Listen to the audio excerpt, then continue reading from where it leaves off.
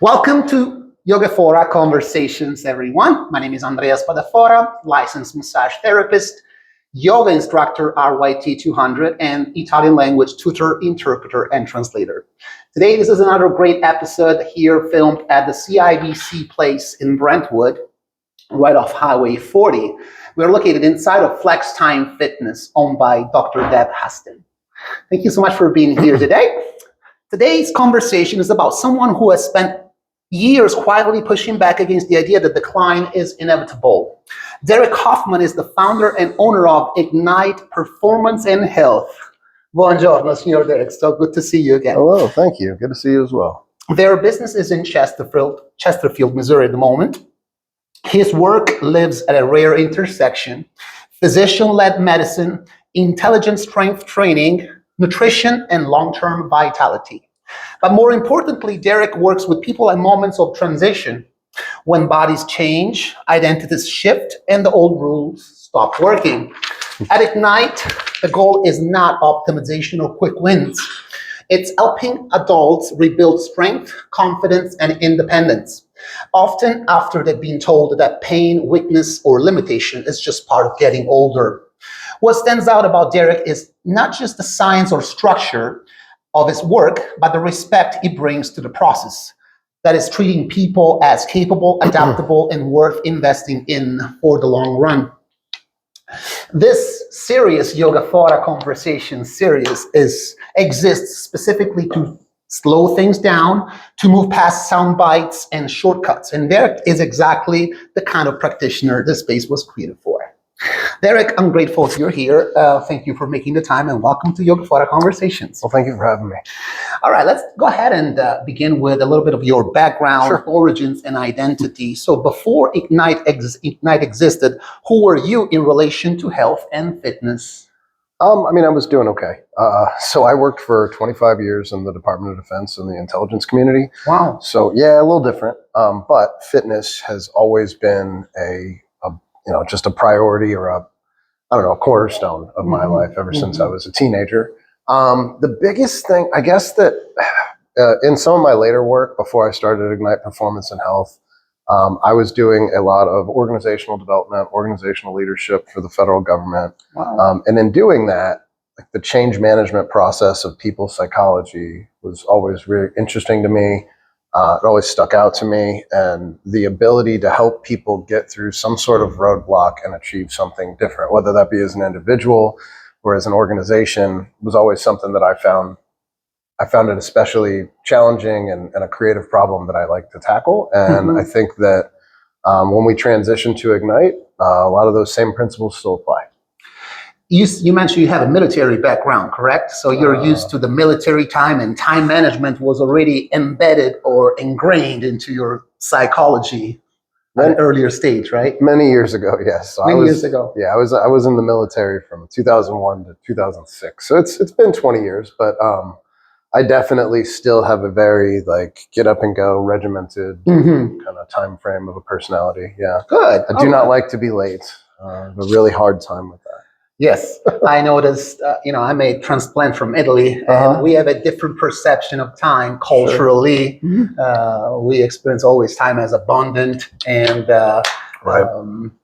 more slow and more relaxed. So I'm glad you're here. I think you've got the right idea. Yeah, there's no good or bad. It's just a level of perception. Perception shapes the reality as we live it in the now moment.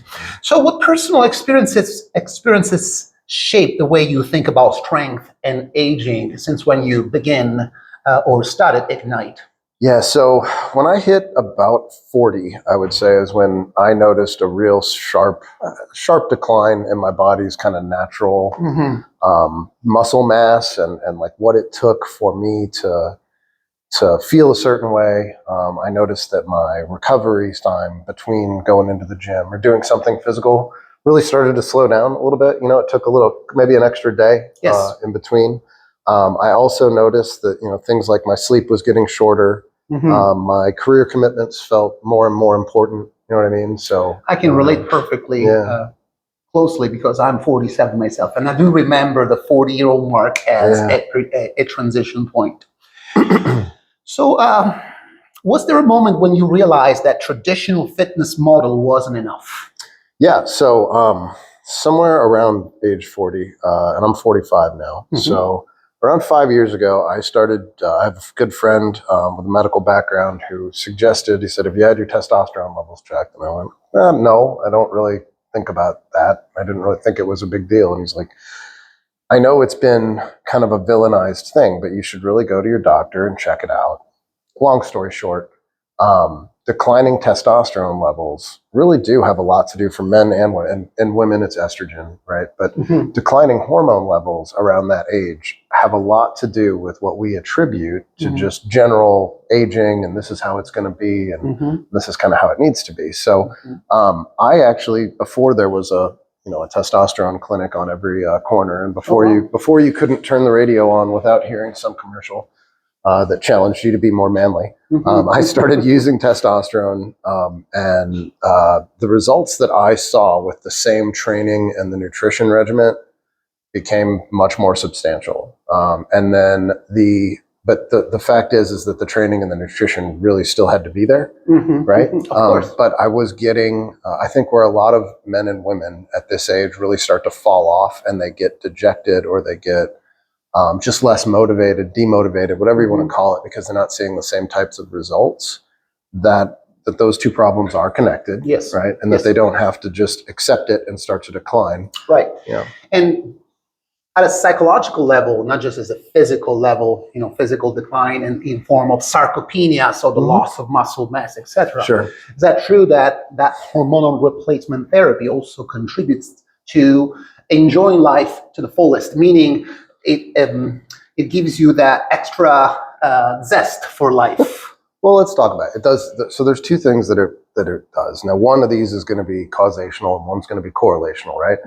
On the causational part, balanced hormones mean a balanced temperament, right? So a lot of times when we hear about, when we hear about mood swings from menopause or perimenopausal symptoms, for example, what that really is in a physiological state is hormones that are fluctuating so dramatically that it's having a physiological impact and a psychological impact. Yes. So there's that. But the other part is that when we do this hormone replacement, I don't want this to be a whole conversation about hormone replacement therapy. No, however, whether it be estrogen in women or testosterone in men, both the androgenic qualities of both of those things combined with strength training help us improve bone density and increase bone density. So when we talk about zest for life, right? I start to go a little bit beyond the 40s and the 50s. I want to talk about like into the 60s and 70s. Zest for life has a lot to do with like how enjoyable is life, and if life is fragile, if life is frail, and if you're afraid of falling and hurting yourself, or if you're not mobile because you don't have the bone density to physically move around and have the independence that you want, that's not a very zestful existence, right? Absolutely. So I think a lot of our clients that come to see us have that concern of, I see life ahead of me, right? And I am not here to give up. I'm not here to wave the white flag and get a rocker and sit around and watch The Price is Right forever. Yes. I want to live life. I want to travel. I want to do things. And that is really rooted in muscle mass and body composition. Right. Yeah. We were mentioning before we started recording how muscle mass is our form of pension or retirement plan for a good quality of life, correct? Absolutely. So my partner, who's the physician in our business, he will often talk about how building lean muscle mass is like investing into an IRA for your physical retirement instead of your monetary retirement. The more you put into it, the better quality of life you're going to have when you have to start making withdrawals, right? Yes. Because we can't continue to build muscle mass, but there does come a point where like your body's just not going to put on additional muscle mass. Things are going to happen in life. Maybe unfortunately, you get injured. Maybe you have some sort of an illness that's going to require you to take time off, maybe have an operation, God forbid. That takes something off of you, though. It really does. And the more muscle mass that you have going into the surgery or whatever it is you might need, the better chance of not just your survivability, but the better rate of recovery you're going to have. And it's the difference between something going wrong and then as you're waiting for, like, let's say, you twist your ankle or you hurt your hip, and then while you're waiting for surgery or some sort of operation, or to maybe even see a doctor in this country, maybe you're limping in a different way to offset that. but then that causes some little problem, and then and it's just the spiral Cascade, yeah. that occurs, right? Having good lean muscle mass can prevent all of that. So I think that's what we look at as we talk about it being like a retirement account. Yeah, so good health is multi-layered, is multifaceted, includes so many aspects of our general day-to-day life. So, for example, when I was in my 20s and going into my early 30s, fitness equaled or was comparable to having a six-pack, looking good, getting the body beach ready, right? Sure, yeah. To get my external validation, to get the approval of others. And that gave me the ego boost. Now in my 40s, those priorities have shifted toward staying more functional for the longest haul, so I can be there and contribute beyond myself alone to others. Tony Robbins, one of the most famous motivational speakers, mentions that the needs of the spirit are personal growth and contribution to others, right? Of course, on top of the ego needs, which is certainty, uncertainty, and love and connections, and so why and when longevity in your personal experience become a central value for you? Well, I'll tell you, I have some kind of story. Oh yeah, no, I do. So I have a couple of friends, real good friends, who are about 10 years older than me each. So they're approaching their 60s. Okay. And they have the same, they've for years had the same concerns that everybody in their mid 50s does, right? Like, am I doing the right thing? Am I on the right track? Am I running out of time to get to where I need to be to like have this retirement life that I really want, right? They've got older children, but they've also got a younger child. So they want to be around not just for grandchildren, but for that younger child. And they want to be here a while, right? And if you look around, there's all kinds of people that are making business offers that say, we can do that for you, right?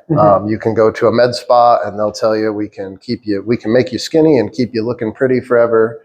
You can go to a gym and they'll tell you, we can make you strong forever. And they all accept Visa and MasterCards. They all do. You can go to men's health clinics and they all have a solution. Yes. But what we really wanted to do was combine all the things that we knew that it takes to actually make that transformation and that progress. So when I watched my friends as they examined this whole field of options that are available to them, and I watched them try all of these options independently, and have varying rates of success, but never the success that they were looking for. And it was really hard for me to look at that because I know exactly at our age what works for a majority of the people, whether it be on the science, the strength, or the nutrition side. There is a real combination that works that puts people in a position where they don't get hurt. Okay. They develop daily habits in both of the terms of what they're doing with their bodies and what they put into their bodies, right? And a certain result that gives them improved energy, improved metabolism, improved recovery, improved bone density, improved longevity. Yes. And to be able to help people do that is a gift. Like wow, I get to do that today. You know what I mean? Sometimes it's a struggle because you're trying to hustle a business, but at the other time, like at the raw core of like when we get to interview clients, both before, during, and after their process and the ignition sequence, and we get to see the change that they've made and the confidence that they have back, and that's good stuff. It is. As you know, I'm a yoga instructor, and in yoga, we see the body as the bridge or as the tool to support the support system for the mind and the spirit. Right, so we take good care of the body as if it was our temple, so that we can grow more and contribute more to others. And we use that 1 hour of self-love where nobody else can ever love us more than we love ourselves. So it is an act of self-love, taking care of the body. Yeah, this is how we see it. So transformation requires action. It's not just thinking about it, right? Everything requires some level of action, because knowing and not doing is the same as not knowing. So it's about applying what we learn rather than just being entertained by what we learn.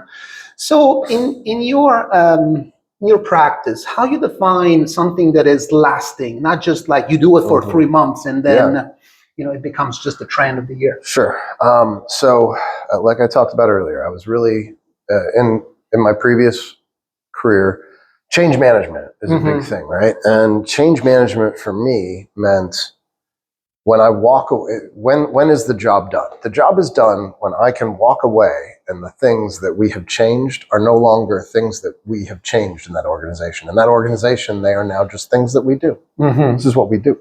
Yes. It's a terrible analogy, but the difference between an alcoholic and someone who likes to drink, right? What are we going to do this weekend? And you go, well, we're going to go drinking. You go, of course we're going to go drinking, but what are we going to do?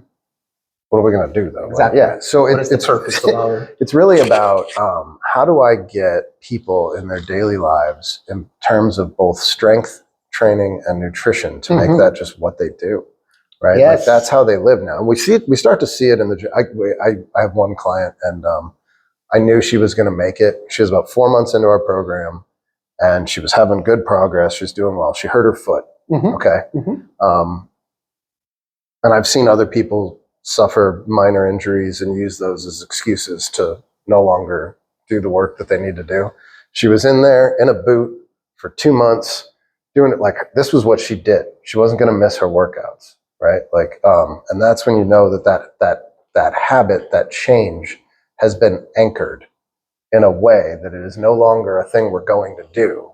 It's what we do. Yes. What else are we going to do? It's part of our identity. Right. In fact, just FYI, some other health coaches I've met in my experience, I've also invited them over. We talked very much in depth about the value of shifting identity, right? A smoker that wants to quit smoking will become a smoker who's quit rather than changing the fundamental inner belief of being a non-smoker, right? It's a psychological shift, right?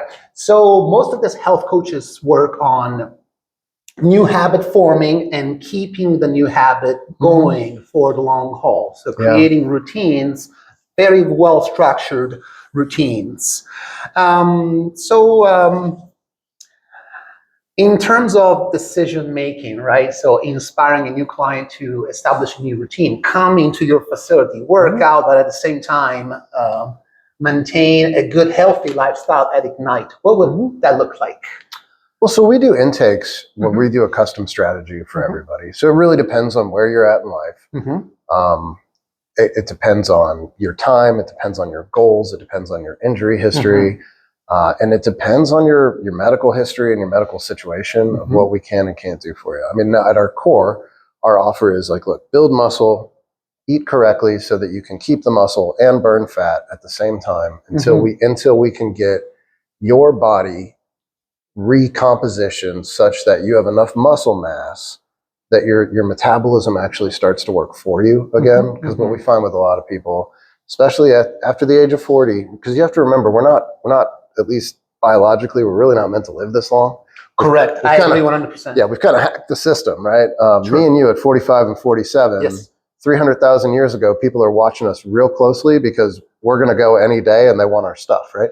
I like the way that we are both practical realists. Oh yeah, absolutely. Wow. But now we're like at the halfway point. Yes. But the natural, the consequence of that is that things that are produced naturally in our body now start to decline, right? So we see that type of shift happening in folks. So what we really try and do when you come in is we need to understand where you want to get to, but then we combine the medical side with the habit change to say, all right, have you considered hormone replacement therapy? And we don't want to push drugs on anyone, and we don't. You can't. You can.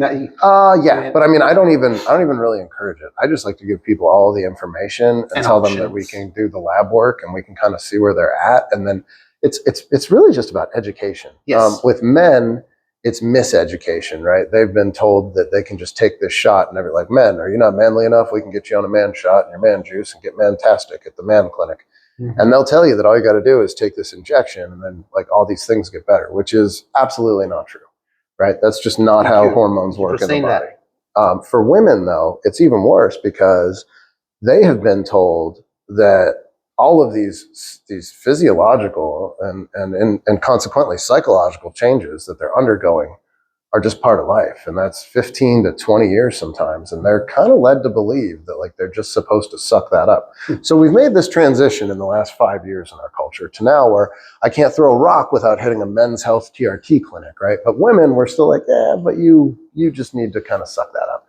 We want to let them know that that is not the way the world works. That's not the way their bodies work. And we're not. And just FYI, I see on my Facebook news feed, sometimes when I scroll, I see offers online. You can actually have that done online at the comfort of your home. You can get it delivered. Is that true?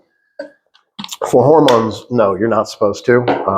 So it's a complicated thing, and it varies by state. Yes. Suffice it to say, for hormone therapy, you should have lab work done by a reputable lab.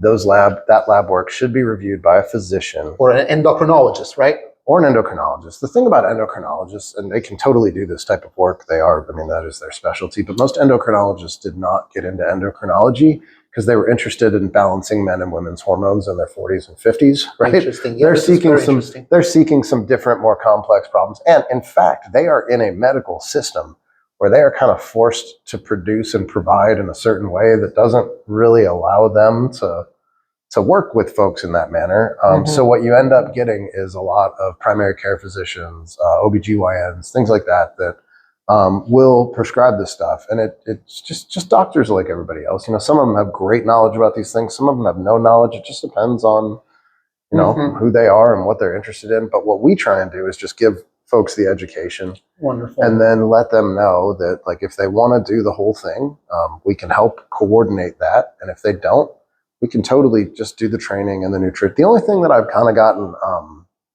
I think I'm getting saltier about as we've been into this business, and we made the decision. We used to offer our strength training and our nutrition coaching as two separate, line item things that you could purchase. And I've since made the decision that if you're going to train with us, you're doing nutrition coaching with us.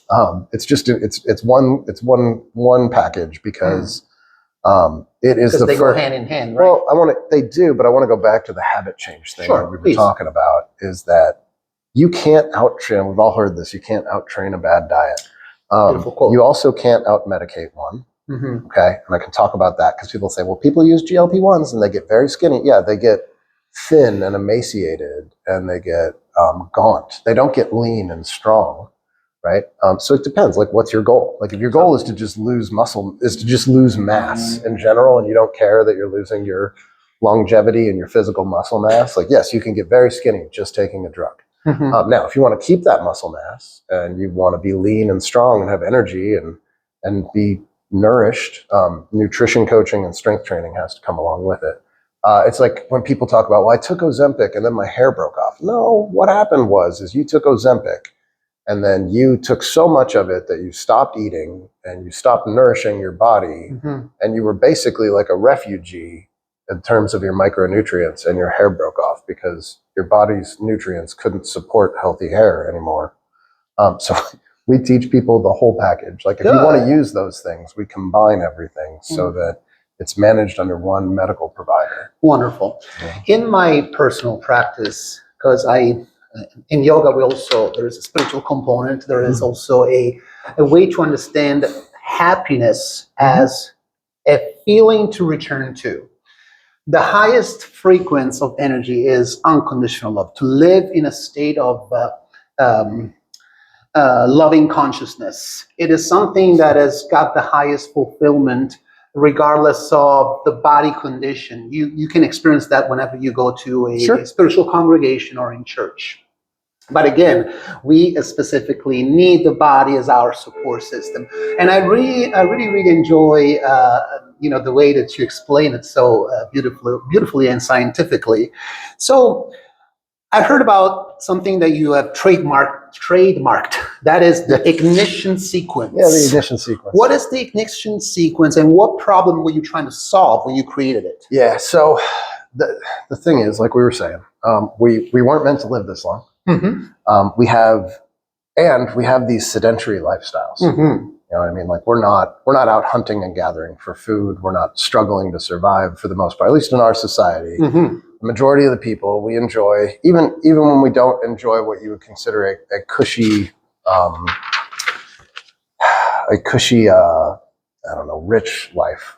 Even the most mediocre of lifestyles here, compared to some of the rougher ones on the planet, pretty good, right? Yes. The issue with that is that between the food choices that we have around us, and the activity requirements that are levied or not levied upon us, a majority of Americans, and this is why obesity is such an issue in America, is that, like, we let ourselves go. And we let ourselves go for a number of different reasons. It could be we needed to start a family and just kids, man, and like that gets it. Or it could be like I really needed to focus on my career so that I could get my family the things and the goals that we wanted. Or it might be like now the kids are in college and we're really focused. There's always something. Yeah. And right? next rabbit to chase. Yeah, but the result is that we get really out of shape. And I don't mean it starts as 5 pounds and then it's 15 pounds of fat. But a lot of folks get to a point where they become so obese, and it doesn't need to be like my 500-pound life. It just needs to be, once you hit that like 40, 50, 60 pounds overweight, to get back to where you want to be your best self, and to be not just confident, and I don't mean this to be just an ego or a personal, ego-id thing. I mean, just to be happy with your body and know that you're loving yourself and you're treating yourself well, and you're going to live a long time. Yes. To get back over that hump is really, really hard. And I don't think people that have been in shape most of their lives quite realize not just the physical demands, but the psychological demands of getting back over that hump. Okay. So that's what you mean by ignite, giving the spark, giving the starting exactly. point. Yeah, no, that is the genesis of where the name comes from. Yeah, because what we do is we use the medical side to accelerate those results so that our clients and our patients get to see results and get these quick wins that they can then build off of and keep going and really anchor that change. Instead of just, because, man, there's nothing worse when you really get motivated. You say, okay, I'm going to do this. This is the time, right? Like you've reached a precipice, you make a decision, you dump all of your time and energy into eating the right things and lifting weights or running and whatever it is everybody tells you you're supposed to do. And you get 2-3 months down the road and you look down and you go, this looks very much like 2 or 3 months ago. It's really hard to give, and it's really easy to give up. So the other thing is that when you're doing this, even if you are lifting weights correctly, and you have to be in a caloric deficit for a really long time. And a caloric deficit, and we could talk about food and food psychology for the next hour if you want, but it's very difficult. Hunger is a very powerful motivator. It's not quite fight or flight, but I'd call it a cousin. Because getting food is supposed to be hard. We're supposed to have to hunt and gather for that stuff, right? That's how we're biologically wired. Yeah, I mean, it's meant to motivate you, get you out of the cave and go face the elements, face the animals, face whatever, and find food. So think about this, 250,000 years ago, if we would have gone out and scored a bunch of food, me and you, we lived together, we'd bring it back to our cave, we're hanging out. We're not just going to gorge ourselves until the food's gone. Yeah, you have to preserve. We're gonna, because why? Because we got to go back out. Exactly. Right. So my point here is that we're kind of meant to be a little hungry, I think. And it's a biological feeling that has a psychological impact that we're not used to in our society, because most people around here have never been hungry. Right. Because it's not hard to go to the fridge. It's not hard to go to the store. That is not hard to do. Yeah. So what we do in the ignition sequence, you go to the refrigerators and get, feed hungry man, the frozen foods. Everything. Yeah. What we do with the ignition sequence is we use both the hormone replacement therapy to really get our body into a place where it can more easily lose fat and build muscle. And we use the GLP-1s in a very ethical and responsible way to manage that hunger, while we teach people how to train and how to eat the correct way. And here's the part that I was going to try to ask you. One of the main obstacles in educating new prospect clients is not overwhelming with too much information, because in my experience as a Italian language tutor and yoga instructor, and I've been working on over 30,000 bodies in my career, is that too much information sometimes leads to overwhelm, which leads to inaction, which eventually leads to giving up. right? So that's most of the process that I've seen personally in my career. So, for example, what tends to happen when somebody focuses on only one lever? Let's say you only train and you only intervene on nutrition or only medication. Sure. Without integrating all the others. How do you simplify this whole process and make it digestible to the layman? Well, I mean, we give them an expert team behind them that helps them for months. And then I guess the other thing that I tell people all the time is I'm not trying to sell you drugs. I'm not trying to sell you personal training services. I'm not trying to sell you coaching services or supplements. I mean, I am, but at the end of the day, what I'm trying to sell you is knowledge, skills, and abilities. Good. Right? I want people to walk. If we win the lottery 6 months into your contract with us, and we decide we're going to all go live in Belize and we're closing the doors up, you shouldn't feel lost. You should feel like, okay, I know what I need to go replace now. We don't just put men or women on hormone therapy. We explain to them their symptoms, what they're having, what their lab work means. We interpolate the results for them, and we help them understand why we're doing what we're doing with them. When it comes to the GLP-1s, we're very, very committed to educating folks on what it's doing in their body, what it's doing in their brain, and why they're feeling the way they're feeling. Because we want them to eventually be able to come off of those drugs. Yes. We want them to have a nutrition plan in place that makes their body sustainable for that. Anyway, I digress. Putting all three or doing any one of those things on its own, again, you can't out-train a bad diet, right? Yes. And if you're not eating the right things, I have men and women that both struggle to say, why can't I continue to lose fat, or why can't I put on more muscle? It almost always has to do with your nutrition. If you only do the nutrition part, you can live a healthy life, but you need to do something to build muscle for all the reasons that we mentioned that muscle is so good for you in your old age. That's why. Now, lifting weights isn't the only way to do that. Right. It's just the way that we have determined is the best way to recomposition the body when it is so out of whack that it needs a reset. And then on the medical side, if you are a woman that does HRT, and we're just talking estrogen progesterone therapy, it can and will alleviate your menopausal symptoms. It can make weight gain and stubborn weight gain easier. With men, just taking the TRT and not doing any kind of training or nutrition, probably not worth your time. Okay. And then the GLP-1s, and I just want to take a second to talk about this. We will. I have some questions. We'll come back to the GLP-1s, because doing the GLP-1s on their own, which is the business model for a lot of people out there, I want to warn against how dangerous and oftentimes irresponsible that can be on both the part of the provider and the patient. But that's why we have the physician oversight, right? So in Missouri, not necessarily. So Missouri is one of 5 states that doesn't have what's called corporate practice of medicine doctrine. Interesting. Okay, so that means in 45 other states, to own a medical business, I couldn't own a medical business in 45 other states because I'm not a physician. You'd have to get a PLLC, or a professional corporation, right? And so that means you have to be licensed in that field to own it. So things like engineers, lawyers, accountants, even taxidermists also have to be licensed. The weird things you learn owning a business. Interesting. So in Missouri, you can be anyone, and you can hire a medical director. And if that medical director feels comfortable, they can sign off on all your prescriptions. They can sign off on your lab work. And you may never see that provider. You may never know who they are. You may only see their name on your prescription bottle. You may see a medical assistant. You may see an advanced practice nurse, which is nothing wrong with that.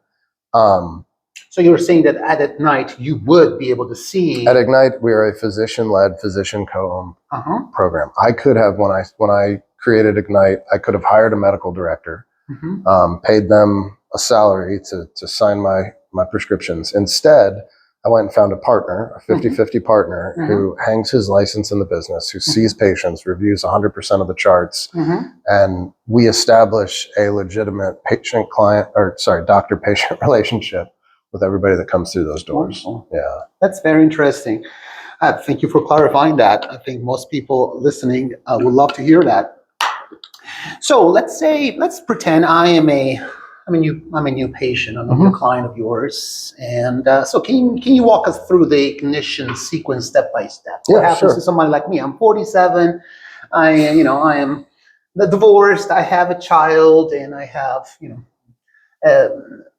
all the aches and pains that can come to. How recently divorced? Are we talking revenge body? Do we need a revenge body? No. I've passed those feelings. I know there is a roller coaster of feelings about. No, I'm just teasing. Yeah, you're 47. You want to be around for your 10-year-old. Walk me through the ignition sequence. Yeah, so I mean, it starts with a strategy session, and where I'm going to take that. I'm going to listen to you. Yes.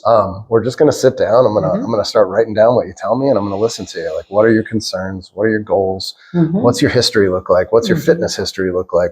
Do you have any injury history, medical history? What are your things in your family that we're looking out for?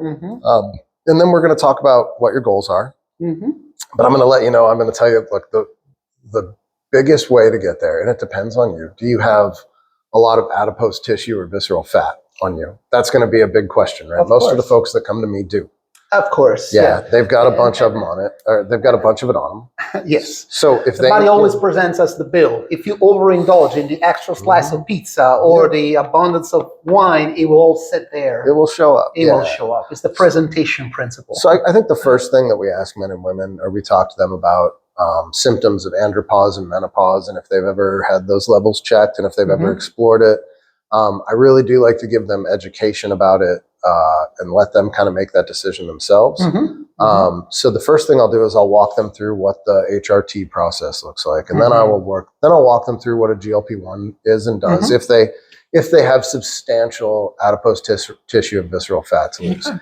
Now, if you were to come, I would say you've got goals, but I don't think you need a GLP-1, right? Because I think a GLP-1 is really for folks. It's not for like, oh, I need to lose a few pounds. It's for folks that really need to get over a substantial hump, and it's going to take a minute. It makes it so that it's very bearable. Anyway, I will walk them through what a GLP-1 does inside their brain and inside their body, and what it's like to actually be on one.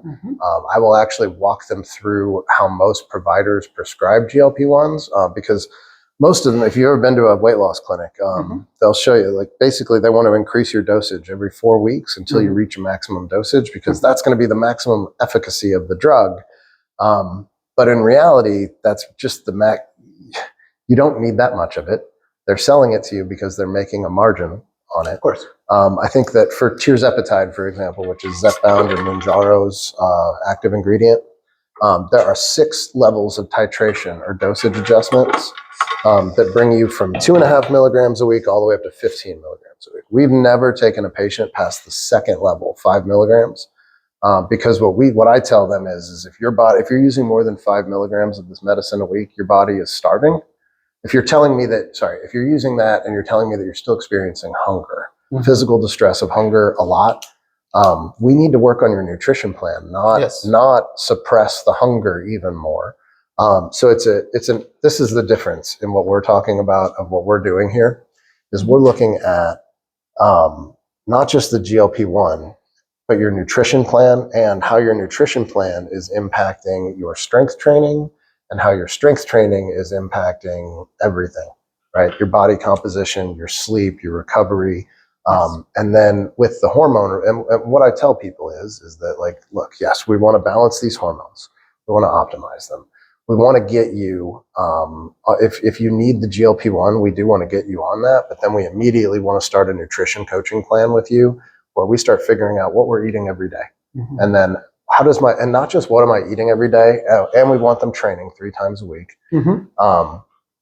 Then we meet with them monthly to talk about, okay, how's your body feeling now that we're eating these things? Like, and I don't just mean, are you hungry? I mean, like, are you tired? Are you lethargic? How does your sleep look right now? How does your brain cognition, your brain function? Do you feel any fog? Like, we want to know all of these things so that we can start to adjust not just their total amount of calories, but their macronutrients and their micronutrients to address the symptoms, the shortfalls, whatever it might be that we're finding. We run lab work. If you're doing hormone therapy, it depends on the protocol because it's all customized by the physician, but it could be every 6 weeks. It could be every 6 months. Right. But we're looking at your metabolic panel. We're looking at your cholesterol, your lipids. We're looking at your hemoglobin, and we're making sure that On the hormone side, we're getting you dialed in as fast as we possibly can. We're very aggressive in our treatments. That's why for men, for example, we send them back to the lab every 6 weeks when you start with us, instead of 3 months or 6 months, or in some cases a year. We send them every 6 weeks until we get them dialed in, optimized, and understand their body profile and kind of what happens in their body when they take this stuff and what we need to mitigate. So we come up with this whole plan for people in the ignition sequence where you're not just coming and training, okay? We're not just giving you drugs, or we're not just giving you a nutrition plan.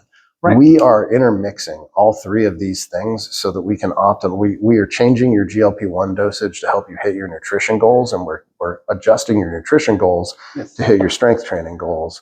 And we'll get to all of it. Yeah. I want to explain for my audience what actually GLP-1 are. Oh, sure.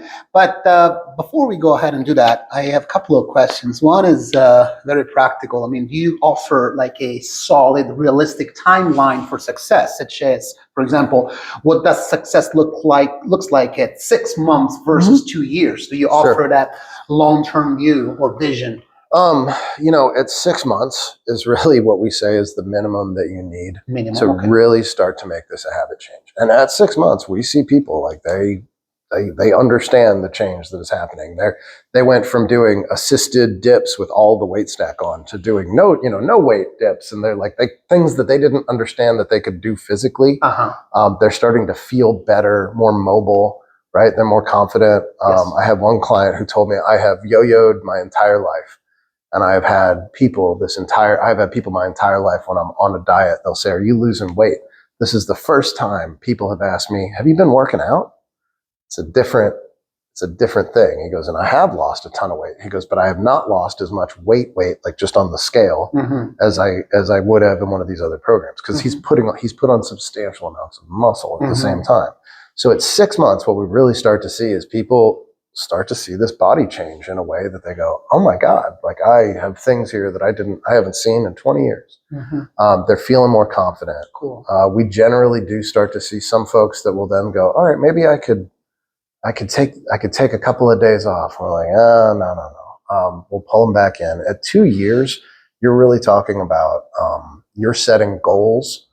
You're doing one of two things. Okay. You've either hit a point in your physical transformation and in your habit change where you've set goals that you couldn't have even thought about 2 years ago. Maybe it doesn't matter what it is. Maybe it's a triathlon, maybe it's a whatever it is, but you are setting goals. At the 2-year mark, I think your new identity is already set. It is. Yeah. Right. That's who you are at that point. So you have 3 to 5 days been, well, and the other thing is, and it's what you were talking about when you talked about yoga and having that hour to love yourself. I mean, that's what I tell my clients too, is you need an hour a day. You need an hour a day for you. Yes. And I get a lot of folks that say, "Well, I can't do that because then X, Y, and Z would go wrong." But I think we kind of alluded to this before, but that's all great until you get taken out, right? Something happens, something medically, whatever it might be. If that break happens, then what? You have to give yourself that hour a day. But I mention that because fundamentally humans are emotional creatures. Sure. We act and react out of emotion. And if there is something or someone that, say, triggers you a lower frequency emotion, such as grief, anger, pride, fear is lingering everywhere based on, many factors, political situations or whatever is going on out there. That 1 hour of putting your body into an environment where it can adapt, you get out of your head, right? And you get into your body. And it doesn't have to be yoga. It can be any kind of physical activity as long as you are breathing. Again, breath is the bridge between the mind and the body, and letting go. There's this sense of liberation. And what it does in the particular practice of yoga is that you return to love. You return to the highest state, to the natural state, once the blocks to it have been removed. That's been my experience of what I teach. Yeah. Now I have a couple of more questions as more practical, because when I think of prescription hormones or just prescription drugs in general, where does supplementation is supplementation then is still useful? Or because, for example, if you take testosterone, let's say, you no longer need to spend money in a very expensive testosterone boosters that are Right. available at every grocery store. And Yeah. so what's your take on that? Is supplementation still a thing, or you can just No, it's rely on nutrition and hormones? No, it's definitely a thing, especially if you're on a GLP-1. Okay, but let's separate the two things out. Okay. Okay, so if you're taking testosterone, you do not need that ashwagandha-based testosterone booster, whatever it is that they're selling. Yes. And I want to be careful because there's a lot of good people with good businesses selling good products that are trying to meet somebody where they are. Yes. Right? There's a lot of men that aren't willing to do real testosterone replacement therapy. That requires needles. That requires blood work. That requires a commitment. Right now, if you are not there and you want to try something else, try it out. It will not have the same results. It just won't. You cannot get and there's going to be guys that are biohackers that'll say, I've taken my testosterone from 150 up to 950 by doing these 53 simple things. And it's like, okay, great. I can do that with 30 seconds a week. It's something that's produced naturally in our bodies. We'll replenish. It's like if you were a type 1 diabetic and you said, I need more insulin. And we were like, okay, cool. You can either get on the Mediterranean diet and start these 45 things, or you could just take this insulin. You just take the insulin. So supplementation in that regard for direct things no, not necessarily. I don't think that they are necessary. That being said, there are a ton of supplements that we do sell and we do use and offer. So number one, anyone that's doing this, we recommend you take a creatine supplement. Yeah. We recommend that you have a protein supplement. Yes. For a lot of women and some men, we recommend a collagen supplement. Interesting. Well, especially when you get into perimenopausal, menopausal women, a lot of the hair loss that you ladies are experiencing, a great, not a cheap, but a good collagen supplement can really help that. So there is value. There is validity. There's tons of value.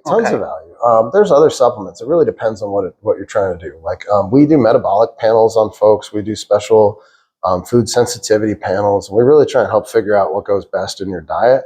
And a lot of times that is supplementation because it's like, well, I can't get so me, for example, we're in cold and flu season. I started taking a glutathione supplement, which I thought really helped my immunity. Then I stopped taking it and I got a cold. It's not exactly a double-blind research trial right there, but supplements definitely play a role. Because I see there is a multi-billion-dollar industry built around supplementations, right, or supplements. Yeah. And especially in America, you have so many options that it's absolutely overwhelming. Even just in the nutrition department, you have 20 kinds of milks. Yeah. And so how do we actually discern once you are still uneducated, just to go to just a few, but they're actually valuable for you? So that's what our nutrition coaching is all about. We don't just tell you eat this and don't eat that. We're teaching people how to read a label. That's a big deal. How to read a label. Yeah, how to read a label. Just because it says, and I won't say anyone's name on there, but just because it has a company's label on it and it's a supplement or a sports bar or a drink, it does not mean that it's good for you. It does not mean that it is bad for you either. But what you have to do as a human being is you have to learn to read a label, understand what's in it, understand the trade-offs that are in it, right? It might have a certain taste, it might have a certain amount of calories, it might have a certain amount of proteins, carbohydrates. It's about knowing what your body needs, when it needs it, and how much of it during the day. And we teach people how to read labels, not marketing, I think is the biggest takeaway when it comes to food or supplements. Supplements are just food, right? And there's nothing wrong with using them to optimize how you feel and what you need. It just depends on what you need. So like a lot of folks, if they have them on a GLP-1 and they're really calorically restricted, for example, we might put them on a really good multivitamin. We might put them on a greens supplement so that they get a lot of those nutrients that you would get from vegetables that they might not be. Although we do tell them to encourage them to eat as many of the vegetables as they can find in the world. Some people just don't. So we get them that way. Do you find that there is a different satisfaction between ingesting a supplement versus chewing real food? So first of all, I think that what we do is we get people to eat real nutrient dense food. Good. First and foremost. Mm-hmm. Okay, like if you're going out to eat, or if you're purchasing your food from some drive-through window, or even picking, like, unless you can see how it's made, you really don't know what's in it. Some places are better and more transparent than others. But we tell people all the time, they're like, there's no way that I'm going to be able to eat that few calories, like, because we have them write down for a few days and log what they're eating, and they're at 4,000 calories, and I'm over here saying, I need to get you down to about 1,800. The mass gainers and well, no, those aren't even mass gainers. Those are just regular people. Just it's real easy, man. You go in, like, you go through a drive-through. You can put some calories. You can put 1,500, 2,000 calories into a meal real fast. A Starbucks latte, all the caramel, so what we tell people is like, look, I know that this sounds like a very small amount of calories, but once you're eating like a chicken breast for 300 of those calories, it's not the same, as eating a piece of candy. Nutrient dense real food is going to help you feel better, and the more you eat it. First of all, it's the only way, other than just eating supplements, which is not a nutrition plan. It's the only way you're going to get to the right caloric and macronutrient balance that your body needs, is by eating better food, period, right? Regardless of how we could define that. So when we get people into doing that, it also gets their taste buds and their mind less addicted to, and I don't want to get into I call them first world food problems, where we get into does it have red dye number 7? Does it have this additive? Does it have these things? I'm not here to defend those things, okay? I am just saying that when we're from a nutritionist standpoint, when someone comes to me and they're 100 pounds overweight, and they tell me that, like, I'm like, what did you eat for breakfast? And they're like, bacon. And I say, what did you cook the bacon in? And they say, maple syrup. We're not at the red dye number 7 point. We are at third world food problems with these folks. We're at, look, you've got to learn. You've got a huge education gap that we need to fill. And you've got a huge habit gap that we need to fill. And then once we get there, we'll worry about eating, organic chicken breast versus whatever. But the bottom line is as soon as they start eating real foods, they are surprised at how much that can do for their body. Yes. I understand. I remember when I was in Italy, I went to the military in an American base, the NATO base. And I remember having breakfast at the American cafeteria. It was like being at an Italian wedding. You had the burritos. You had all kinds of things at 6 and 6:30 a.m. in the morning. I wanted to do was just going back to bed, because you had the food coma, too much food.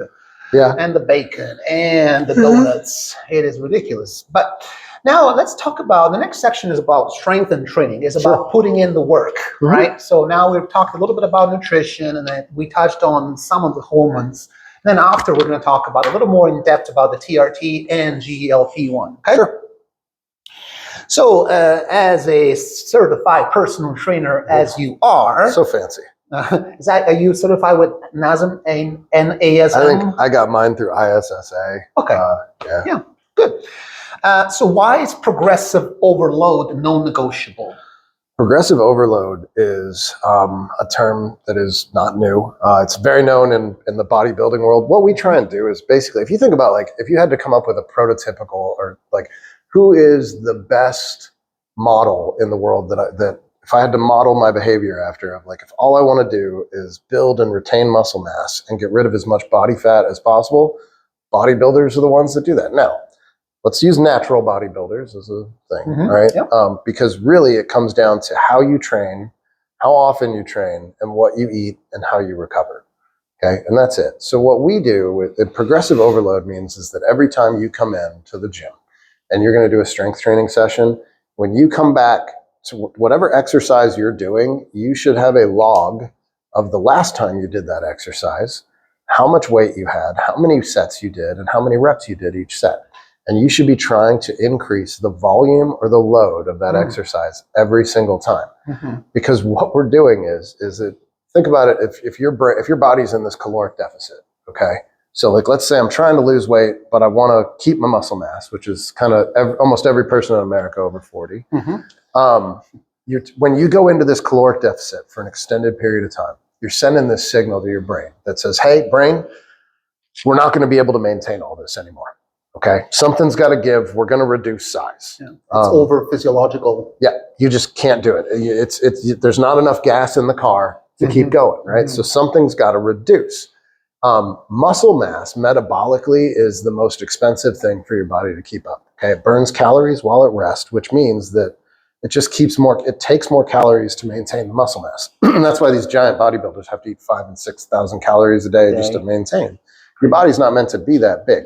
So while we're telling it that we need to reduce, we also need to tell it, hey, this muscle mass stuff that we have, we absolutely cannot get rid of this. Not only do we need to keep what we have, we're actually, every time we do this, and I swear, I don't know why it's happening, but we do it 3-4 times a week at least. We go in and we do this stuff and then we fail. We don't have enough muscle mass. We actually need more muscle mass. So that signal to your brain through the right type of progressive overload training combined with the right nutrition to support muscle building and retention is how we build muscle. So progressive overload is what pushes. So many people have this idea in their head of like, I do 10 reps, I get done, I did good, I set them down, I go to my next thing. And we work really hard with our clients to tell them that failure is winning. Failure is winning. Yes, we have to push in a safe manner, okay? Because I'm not trying to say, hey, you're 45, let's get you in there and lift real hard until you injure yourself. That's a whole nother story. In a very safe and prescribed manner, you need to be pushing until your muscle can no longer move the joint, right? That is failure. That is defined as muscle failure. That is going to send that signal. Is there a difference? This is a more technical question. Is there a difference between reaching failure with heavier weights and lower reps versus higher reps with lighter weights? The answer is yes, but no. You definitely want to train. Especially if you are, in your 40s or 50s, right? It depends. So again, you don't want to be lifting so much weight that you risk hurting yourself. So honestly, anything below, this is every trainer's preference. Yeah. But I'll say this: when you get into things that are below 5 reps, you're really training for power, right? So like you get your power lifters, like to get your deadlift or your big squat or your bench press. We don't care about any of that. That's a sport. There's nothing wrong with that. I think sports are great. But if you're trying to have the longest, most longevity-focused, best time through the latter half of your life, the things that powerlifting does to your knees and your hips isn't going to help you very much.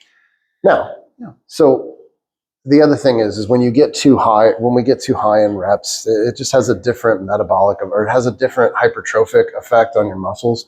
We like to keep everybody in about 3 different ranges, either a 5 to 8 rep range, a 7 to 10, an 8 to 12, or a 10 to 15. It really just depends on what we're trying to accomplish in that session. Because imagine if you're working with a primarily sedentary individual, say a sedentary lawyer or doctor or an accountant, right? They're not athletes. Their identities are not the ones of athletes.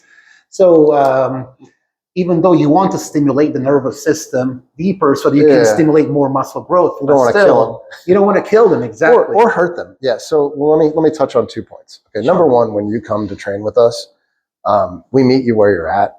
Okay, so if you've never lifted weights or you haven't done it in years, first of all, we're going to start you out very light. Your program is generally going to have, your first couple weeks are going to be what we call level setting, right? Where you're going in, you're probably doing 2 sets of each exercise. Really, you're just trying to find the right weight.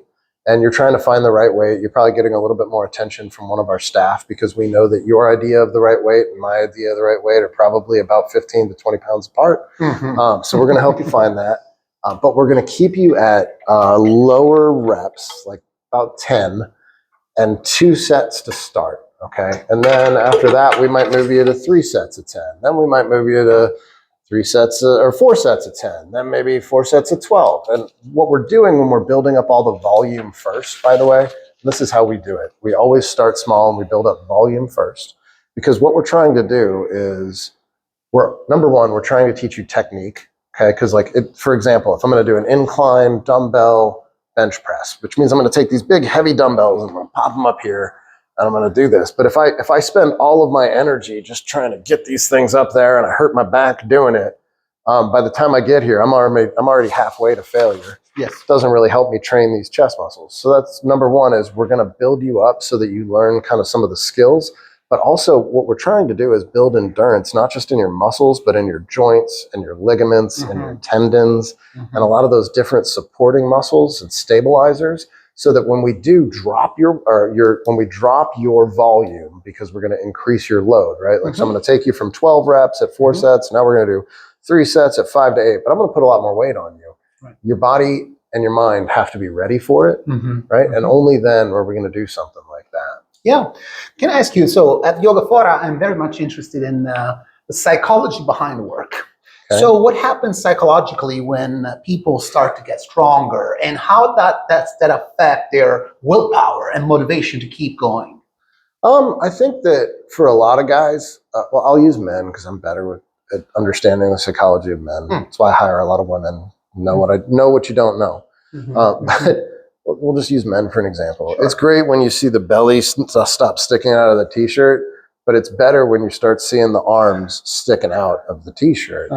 There's a confidence that goes along with that. Yes. And I don't mean to be vain, and it's not an ego thing, right? No, because there is an ego part to it, but it's imagine you have the body that you want. Right. Without the muffin's top, as they call it. Yeah.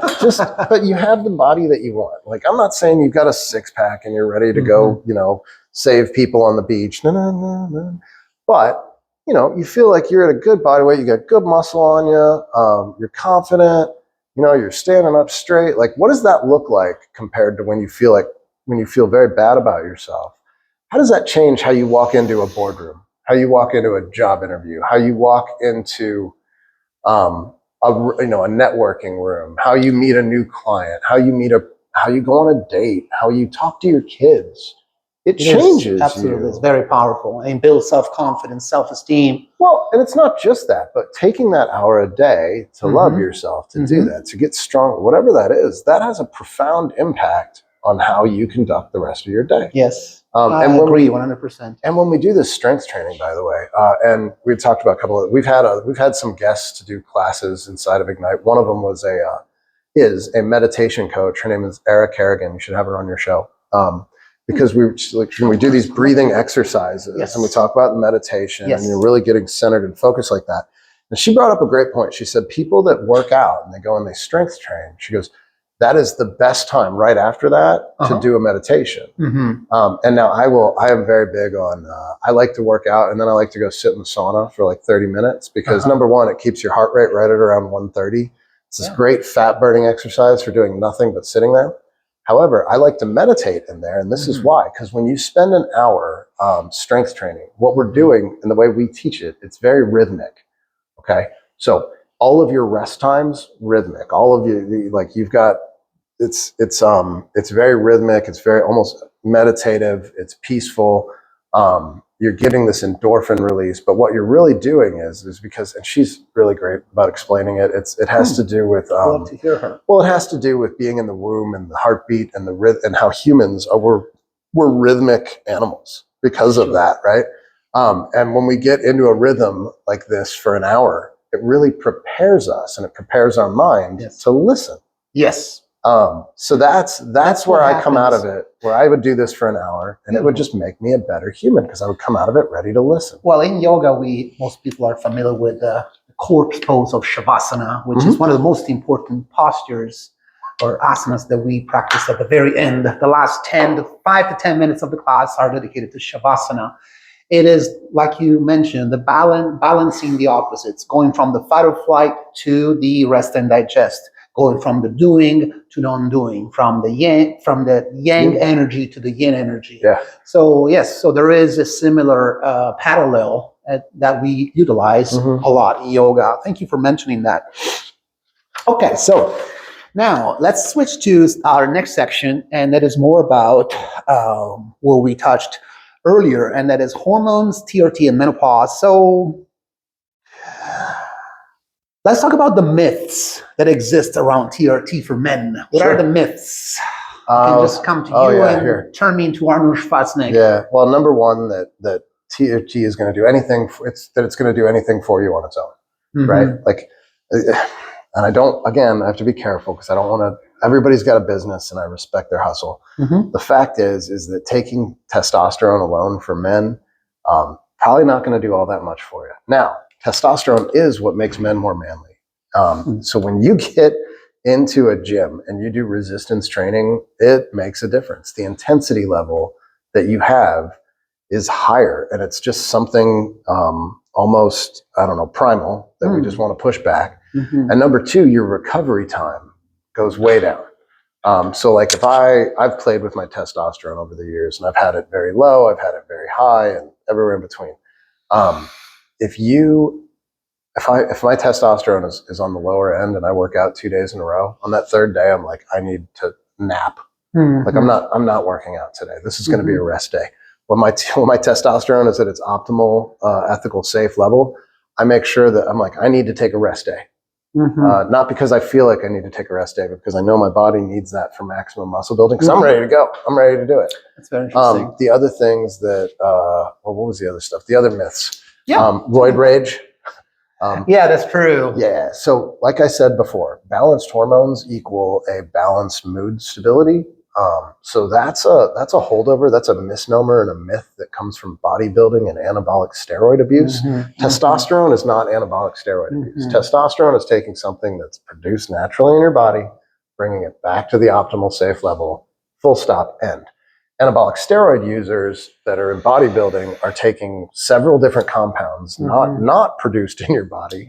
Growth hormone and whatever. Well, I mean, yeah, you can get into things like trenbolone, which is a horse steroid. Yes.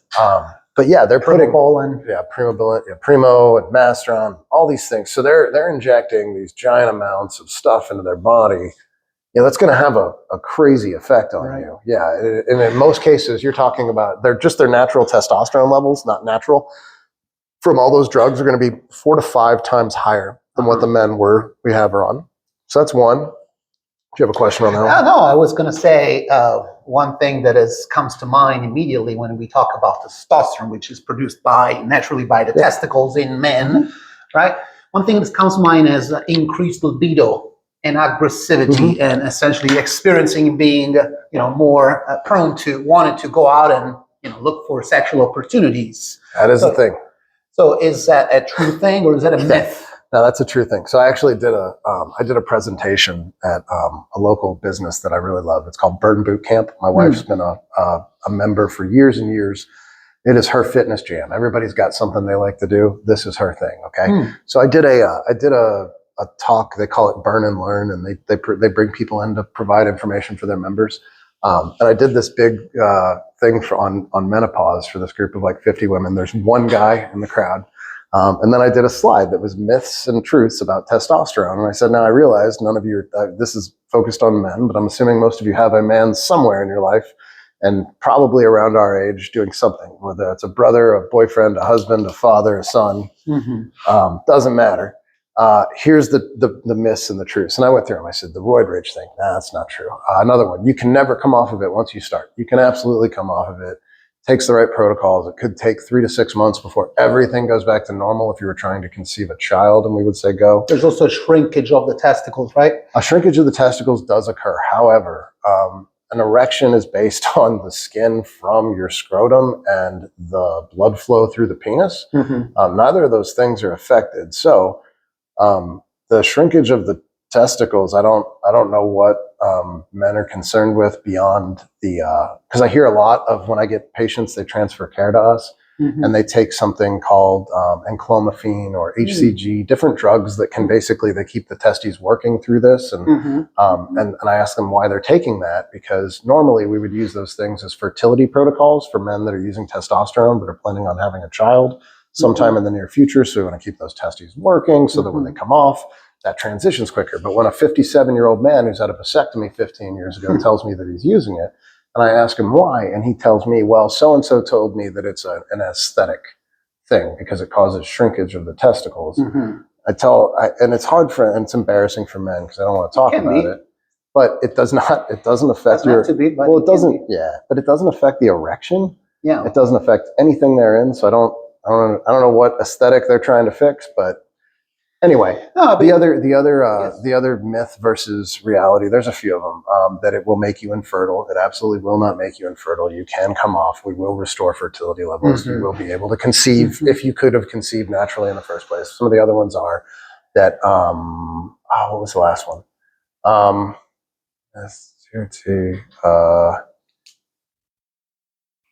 I don't know. But in this giant slide of myths versus truths to this group of women that I was speaking to, I said that it will make your husband's sex drive increase by, a factor of 10. And then on the truth, I just said, you're welcome.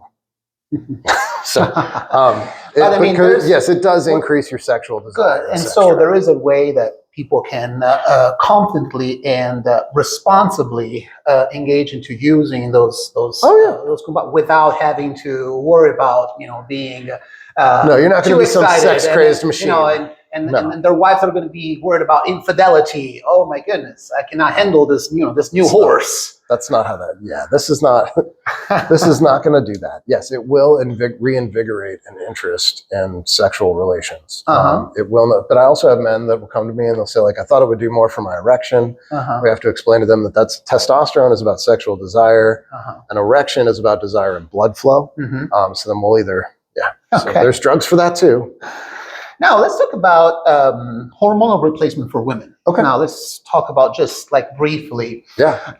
I remember I went to see 3 times Mr. Olympia in Vegas. Okay. And I also, back in the days, there was also Miss Olympia. So I went to this rooftop where all of the female bodybuilders were all there. Yeah. I even saw, what's her name? One of the very top bodybuilders. But I remember that, of course, we're talking about levels of hormone intake that is beyond the physiological. They're there to compete. Yep. And they essentially, it's like having a sex transition. They're transitioning more into men.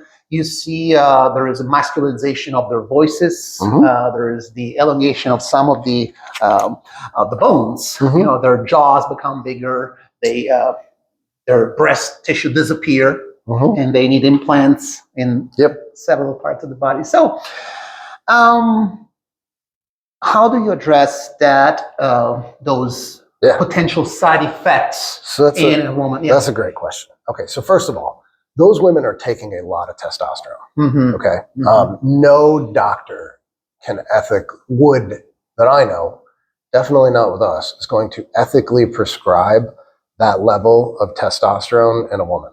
Okay, the same amount of testosterone that we have in a man. And I could give it, just to give you an example, the range of testosterone in men goes all the way down from as low as 200 up to the natural range of up to about 1200. Okay, in your highest. When we do, go ahead. When we do, when we treat women, the first thing that we're going to want to do is use estrogen, not testosterone. Because many of the symptoms that we get from perimenopause and menopause can be resolved, all of them can normally be resolved by estrogen.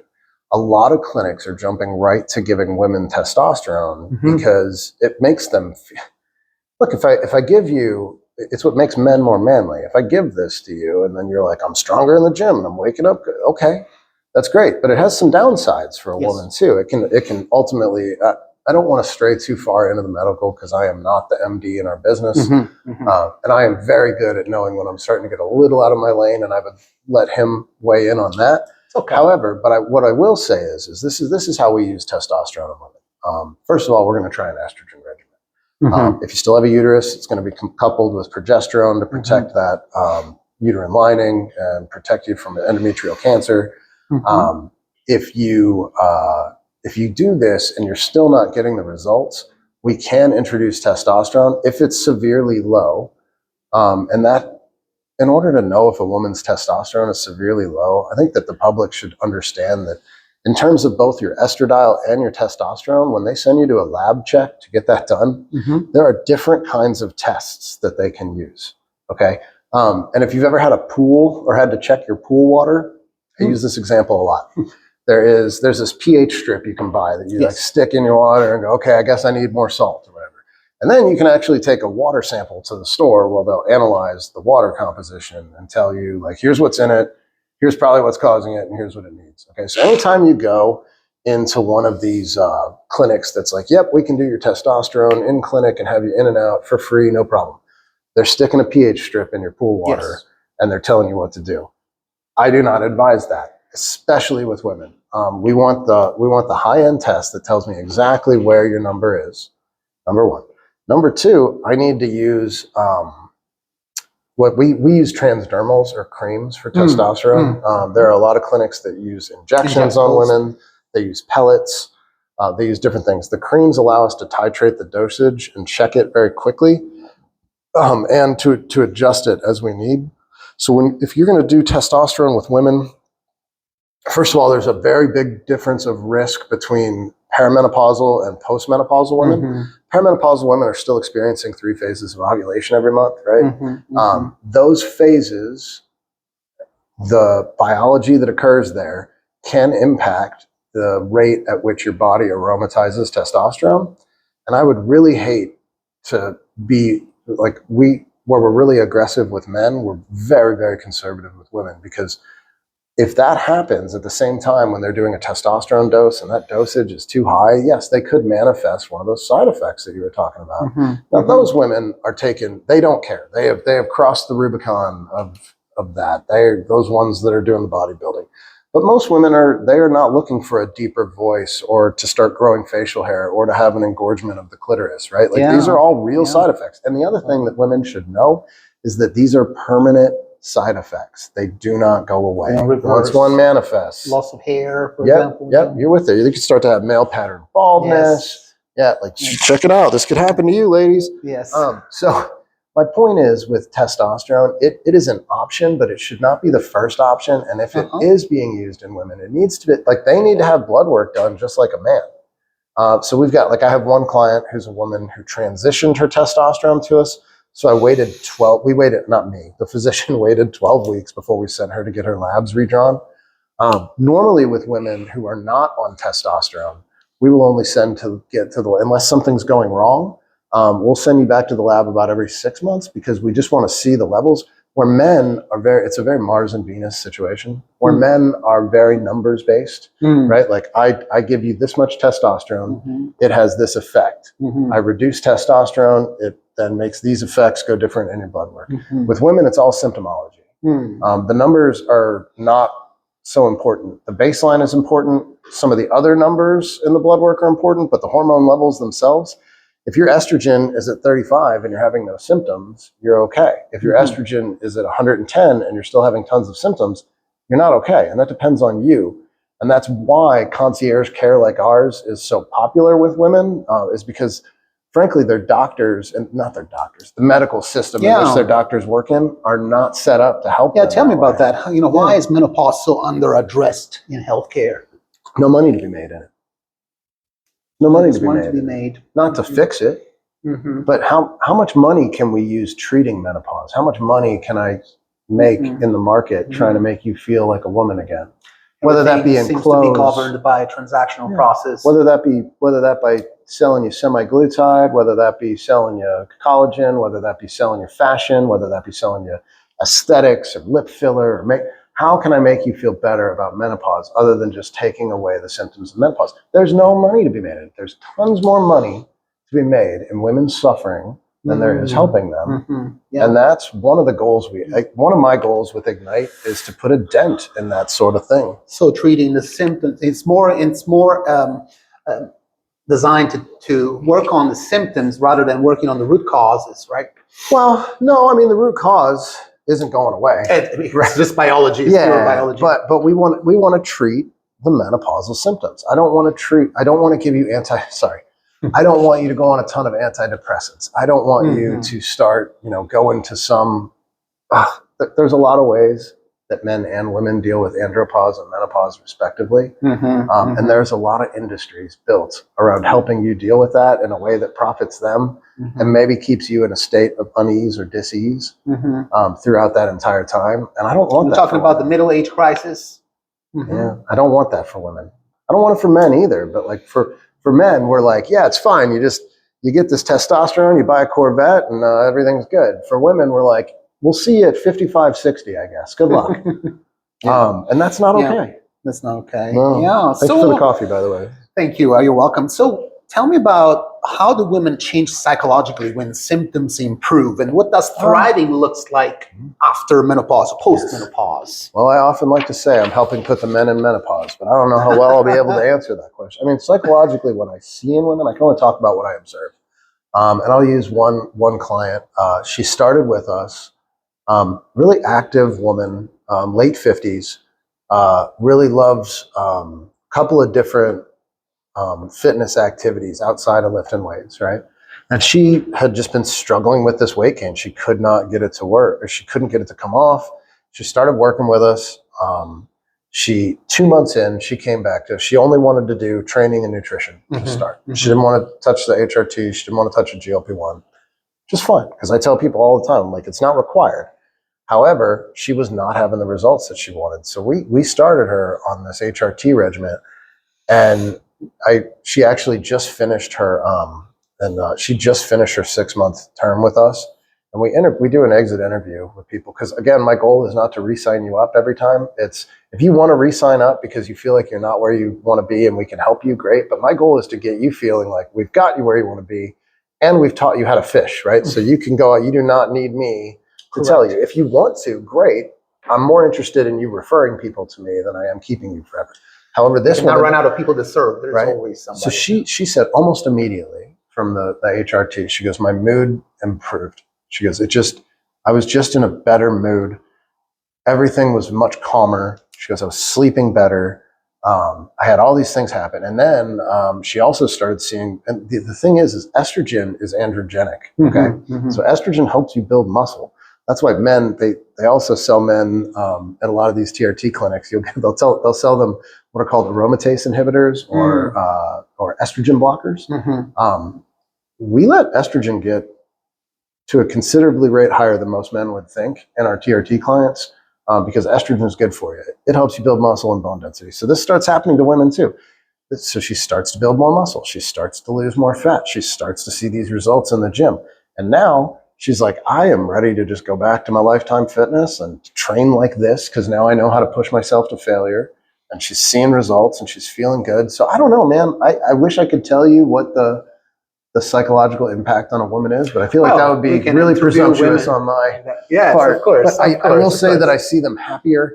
I see them stronger, more energetic. There's more motivation, more better mood, or less mood swings, I would say. Let's talk about now. Let's switch to a little more nutrition and metabolic health. Sure. Before we get into the subject of GLP-1s and peptides and modern medicine. Okay.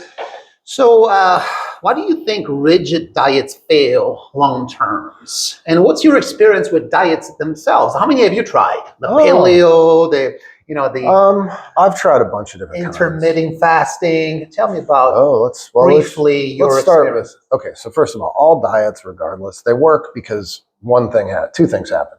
You stop eating as much and you start paying attention to what you're eating. Correct. Okay? And it doesn't matter if you're eating paleo. Okay, so you stopped eating 5,000 potatoes or all the French fries. Intermittent fasting, you can only eat so much food in a small window, right? Yes. So like you're good now. Why I think that they don't work long term?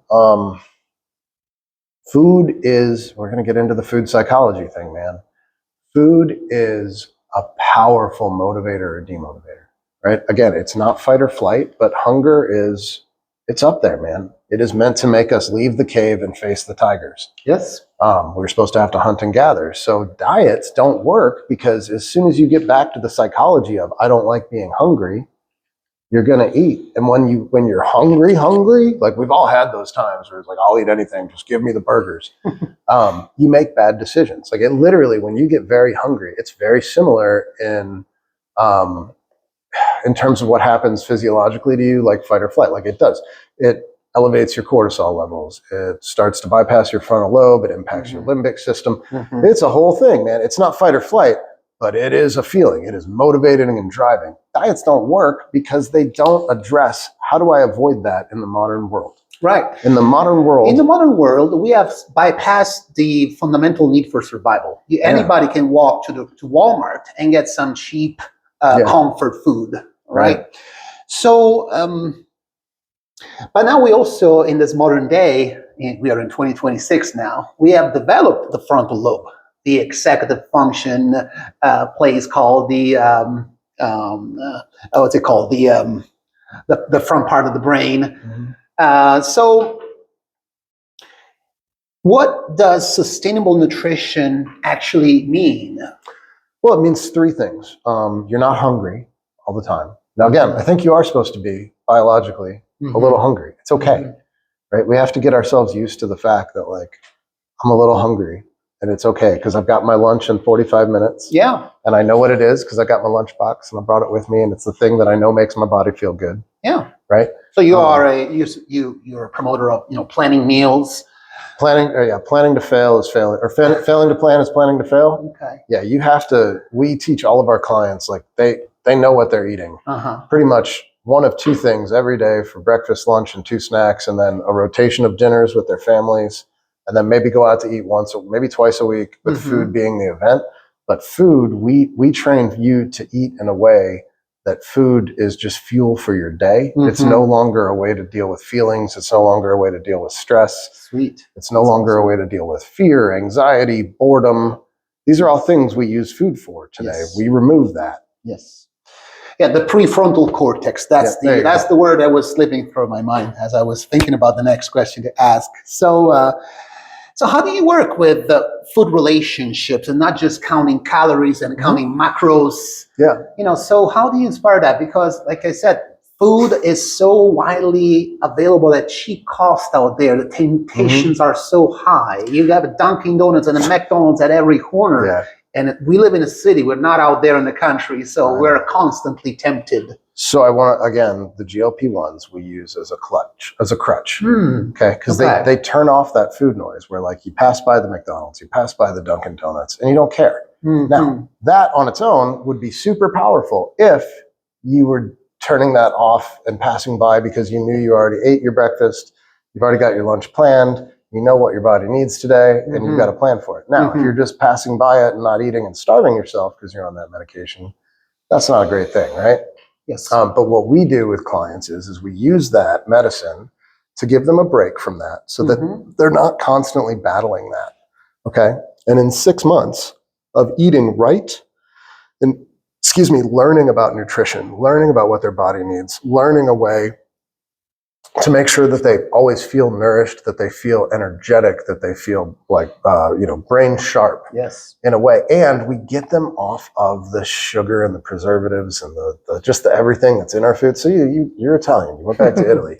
The food is different, right? It can be different, but can be unhealthy too. It can. Depending on how you Italy and you guys and the pastas. There's a difference between living in a country and going there as a tourist. Right. You're eating a little different as a tourist. Yeah. So they, there's just so much stuff in our food, and it really does affect our taste buds. It's chemically engineered to make us want more of it that way. Totally. So once we get people off of that for a certain time, number one, we've already showed you that you physiologically you can do it. Okay, so think about it like a smoker, right? Like a smoker that we get to stop smoking for 2 months. You can no longer make the excuse that like you need to smoke. Physiologically, your body is no longer addicted to that nicotine. Now, it could easily get re-addicted to it. I'm not saying addiction ends. I'm just saying you don't have a immediate physiological dependence on that chemical. We do the same thing with food with these GLP-1s, but the difference is we teach you healthy habits that replace that so that once the GLP-1 goes away, you don't just go right back to what you were doing. But we use it as a crutch to get people over that. Because I want to talk about that in depth now. This is great. This is a great topic. Because we have to replace years and decades, usually, of psychological misinformation about food and the right way to use it. That's why when folks bring me an 18 or a 20-year-old and they say, can we put them on a GLP-1? We usually say no. And the reason is because I tell them, like, you don't have the decades of food trauma yet. We can still change your habits right now, right here in this formative phase without using this. But you're still a young AF. But once you've used food in this way for so many decades, it gets very hard. And how we do it is we cheat, man. We use the science to give you the break, and then we use the skills to replace what's there so that when you start dialing that stuff back, you have confidence, you have habit. You actually don't, when you pass by that McDonald's, you look at it and you go, ugh, I don't want that. Good. Yeah, you go, that looks terrible for me. That, like, because everybody's been like, they've gotten hungry off the GLP-1, and then they drove by the McDonald's, and then they stopped and they got that and they ate it, and they were like, I feel terrible, because when you stop eating that stuff. Have you personally tried them yourself? Oh yeah, Okay. sure. I have a 9 and a 12-year-old. Oh, you're talking about the GLP-1s or the McDonald's? No, I've done both. The GLP. Oh no. So everything we do at Ignite, we are practitioners and participators of. So I'm on testosterone. I'm on a GLP-1. I lift the weights. I eat the food. So you're a living testimonial. Oh, absolutely. Great. So let's educate my audience about what they are, because I had to research it myself. I was completely ignorant about what are GLP-1s. So GLP-1 medications, glucagon-like peptide-1 receptor agonists, mimic natural gut hormones to regulate blood sugar, suppress appetite, and slow stomach emptying. They promote significant weight loss, 15 to 20% of body weight, and improve glycemic control, often used for type 2 diabetes and obesity. So why are they, number one, why are they so controversial? Well, they're controversial because of the way people are using them. Tell me about it. Well, so they do 3 things that you mentioned, right? So number 1, they slow your gastric emptying and digestion. So they say, they being the pharmaceutical companies, and they'll say, so it makes you stay fuller longer. Right? They also say it changes your IGF, your insulin resistance, which makes losing weight easier. Both of those things are true. They do these things in your body, such that, like, if you want to have a surgery, for example, or you need to have some sort of elective surgery, your anesthesiologist will have you get off of the GLP-1 about 10 days prior, because it will affect how the anesthesia processes in your body. Okay, so these things are real. They happen. But the third thing, that receptor agonist piece that you talked about. So it is an agonist, which means it suppresses something. Okay, and the thing that it's suppressing is the hormone in your brain that triggers that physical hunger response. That hunger, and I like to call it hunger distress. Right? That distress, that, oh God, I've got to eat, I've got to do something. It suppresses that. So you just stop getting hungry.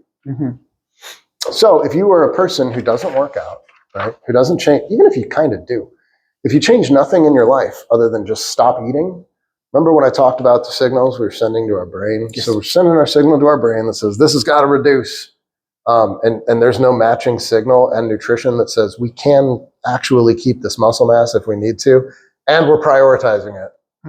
All you're going to do is lose your muscle mass. And when you lose your muscle mass, you're going to lose some fat too. Okay. But you're losing mass. Just think of it as mass. We're reducing mass. Yes. So you use this drug, you get on your scale, and you see the mass going down. And you're like, my weight loss medicine is working for my weight loss. This is great. And you think you're being successful. And eventually, but what's happening is as you reduce your muscle mass, you're reducing also what's called your basal metabolic rate. And that's the amount of calories you have to eat to keep the current mass every day. You eat more than the basal metabolic rate, the BMR, metabolic rate, excuse me. That goes up. You eat less than the basal metabolic rate, that mass goes down.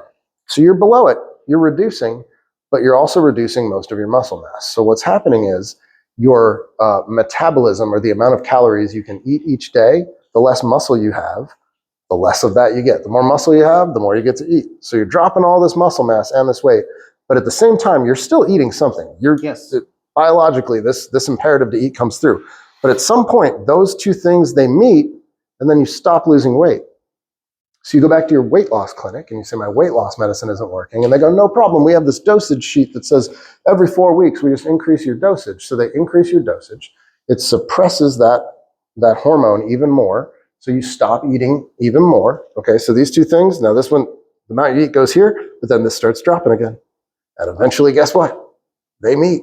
And they keep going until they get you on these fantastic numbers of weight loss medicine. And it's very, these are the people that look like they're fleeing from a war-torn country, right? Like they've got that displaced person's camp look, like they look hungry. Well, they do. They've got that face. Yeah, well, I mean, if you remember, there were these commercials in the 80s and 90s for like helping Ethiopian and Somali refugees, and they showed these little kids, and they were so skinny you could see their chest bones, but then they would have this chunk of fat, because the signal they're sending to their brain is, we're not going to be able to keep this much mass. What are we going to do? We don't work out. There's nothing we do physical because we're just hanging out. We don't need this, but just in case, hang on to this. Yeah. So if you want the refugee diet, this is a great way to do it. That's why they're so controversial, because we see people abusing them. And let me just also, when we reduce our muscle mass, we reduce our bone density. And one of the number one concerns for women over 50 is osteoporosis. Okay. And that, you know, what do you think kills more people in America than anything else? Like falling. It's falling. So muscle mass is the difference between bruises or a hip surgery that then leads to a knee surgery that then leads to physical therapy. Or concussions if they hit the head. Yeah, right? I mean, that's how my dad died at 63. Now, he was disabled. He had a stroke earlier in life, but I mean, he fell and had a brain bleed, right? That's what we're talking about here, though, is what are we doing to women, doing it to men too. But they're so controversial because the other thing is that here, again, in Missouri, we talked about this, 1 of 5 states doesn't have this corporate practice of medicine doctrine. So every med spa sells you weight loss medicine as an aesthetic. Including GLP-1s? Yes. Okay. Oh, not every med spa. Most med spas also sell a GLP-1. They do it through an advanced practice nurse that's generally on staff there, or maybe is involved in the business. They usually hire a medical director, or they have a family member who's a doctor who is the medical director. Somebody must be responsible. Somebody is responsible, but it's very loose, right? But my point here is that and this is what, you start to see me get mad, because this is what bothers me about the industry, is they sell it as a function of aesthetics, of beauty. Yeah, that's dangerous. I understand. That's controversial. Yeah. How we're using it is successful, responsible, absolutely wonderful, and we're really taking we're pushing into these drugs because we know that there's a ton more opportunity for them, things that we're finding out as continued research comes out of how they can help and how we can use them. But using them as a form of aesthetics is dangerous, irresponsible, and unethical. Yeah, so tell me how you prevent muscle loss once you're on GLP-1s. Yeah, well, I mean, 3 ways: strength training, nutrition coaching, and data. And we measure. So we actually use an ultrasound body scan technique to measure your body fat and muscle composition. So there's a few ways you can do this in life, right? There's the gold standard is called a DexaFit tank, right? So it's actually a tank you lay down in, it submerges you a little bit, gives you a very accurate body fat reading. Now those are very expensive. There's places we can go around town and get them.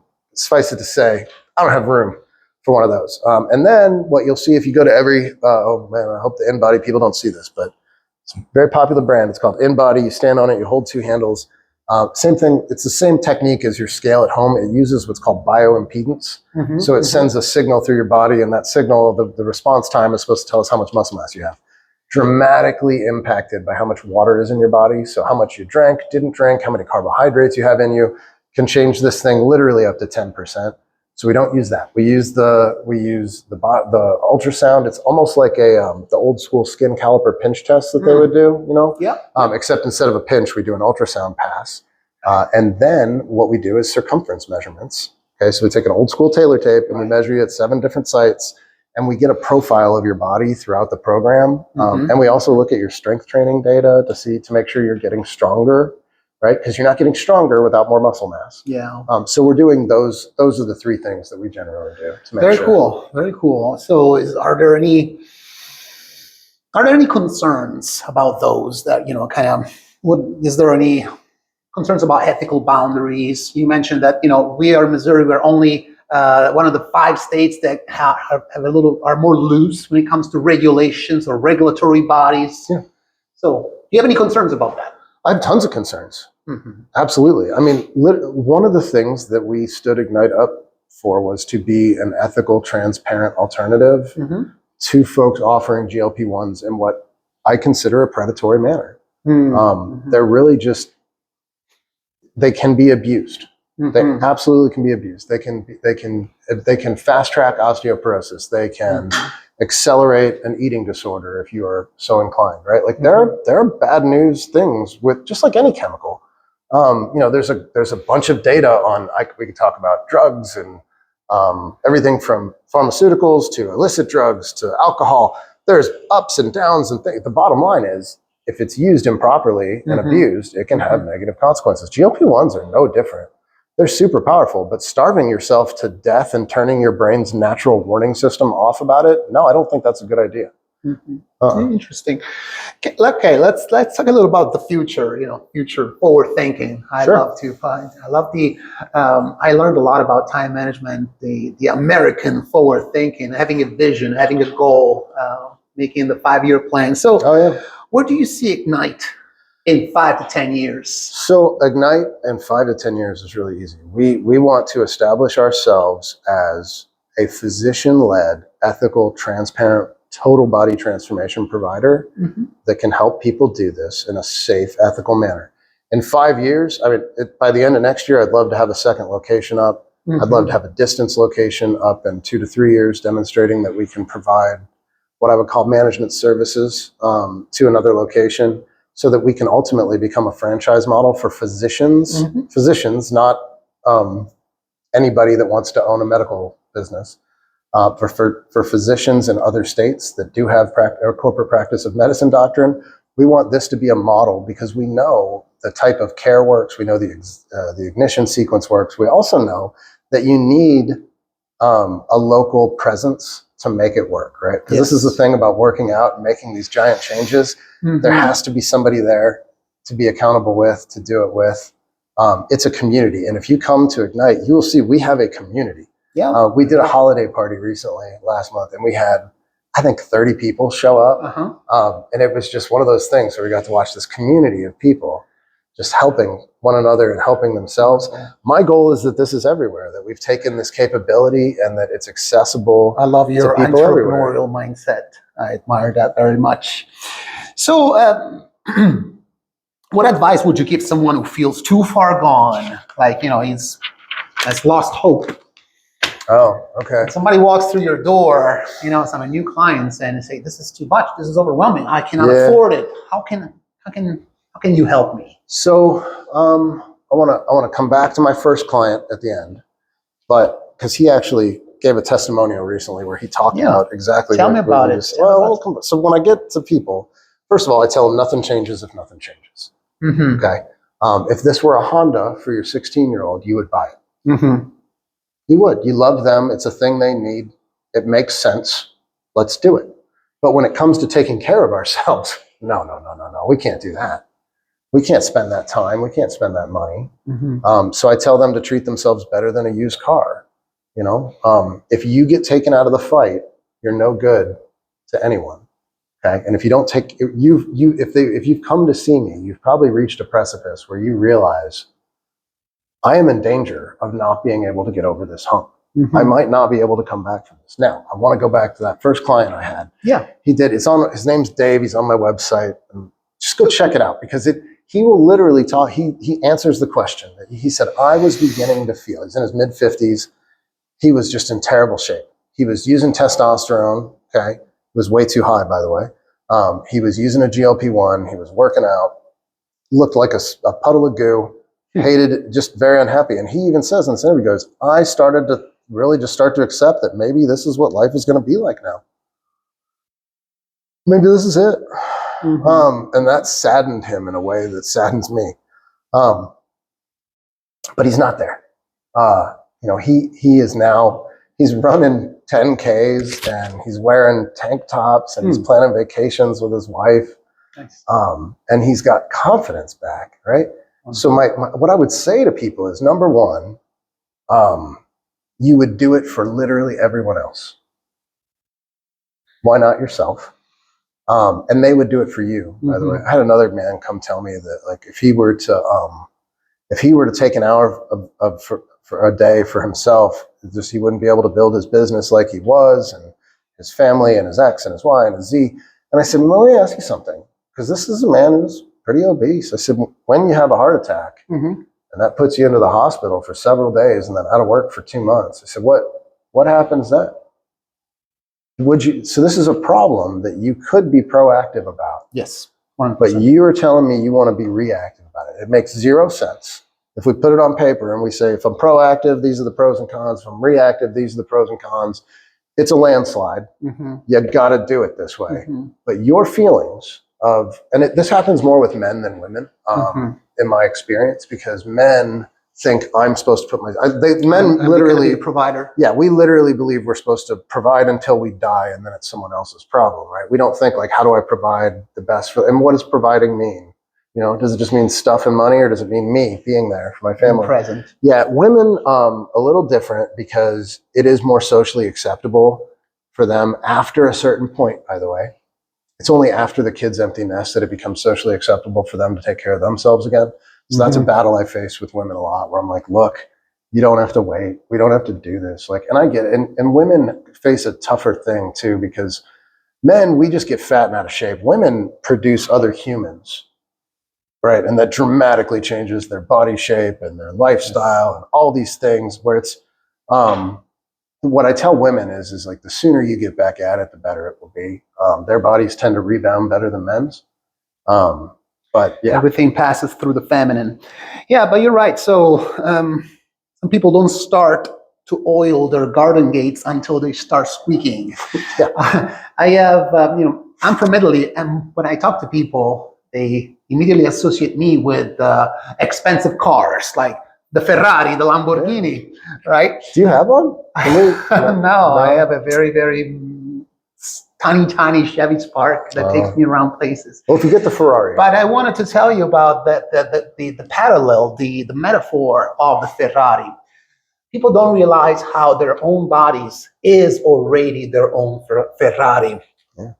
In fact, if you actually walk into a Ferrari store, into a Ferrari dealership, Ferrari protects their car. They don't just give, they don't just let people test drive their cars to anybody, just leave the driver's license and go. Okay. No, Ferrari protects their cars just as much hospitals protect their own surgeons.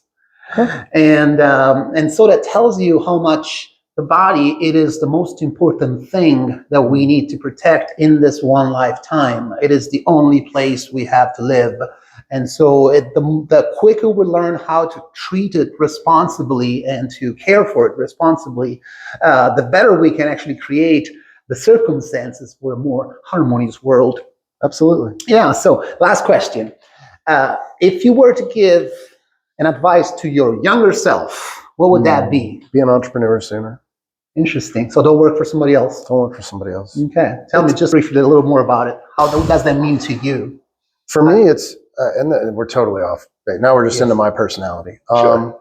I have always loved solving problems. Uh-huh. I think solving problems, whether they be people problems, system problems, has always been the challenge, right? Like, that's the thing that turns my brain on. Mm-hmm. The game of being an entrepreneur, of business, of trying to figure out how to do everything in life in a way that you answer only to yourself. However, mm-hmm. you've only got yourself to blame. Yes. At the same time, it's take more risks, learn from failing. I worked for the federal government for 25 years, mm-hmm. and I did a lot of risky things at first, but then I took some very safe, very, job secure things, and I was not satisfied mm-hmm. with that. So whatever that means in life for you, whether it's a hobby, whether it's a relationship, whether it's a profession, do something that challenges you every day and makes you feel like you're alive. Yes. Yeah. Beautiful. Thank you for sharing that. I am on the same sort of life philosophy, working toward that. I did a combination of both, a little certainty and a little uncertainty, but we're definitely in line in that. So, Derek, thank you so much for this conversation. Thank you. So what stands out to me is not just the science or the structure, but the respect you hold for the people at every stage in their life. For those listening or watching, if this conversation resonated, you can find Derek at the Ignite Performance and Health Team in Chesterfield, Missouri, which is located at 14830 Clayton Road, Chesterfield. You can also check out their website, which is ignitepah.com, and the phone number is 314-887-0858. If you are navigating a transition physically, hormonally, or emotionally, and you want a physician-led integrated approach to strength, nutrition, and long-term health, Ignite is a place worth exploring. If you're interested in therapeutic professional body work, recovery, nervous system regulation. You can find me at Yogaphora LLC right here in Brentwood. It's at 1401 South Brentwood Boulevard, Suite 135, inside of Flex Time Fitness. Phone number 240-645-7786 and email yogaphora@gmail.com. This has been Yogaphora Conversations. Thank you so much for taking the time to slow down with us. Arrivederci. Thank you, Dr. Derek. Thank you. Not doctor. Not a doctor, sorry. Don't confuse. Mr. Hoffman. Yes, not a doctor. Thank you so much. That was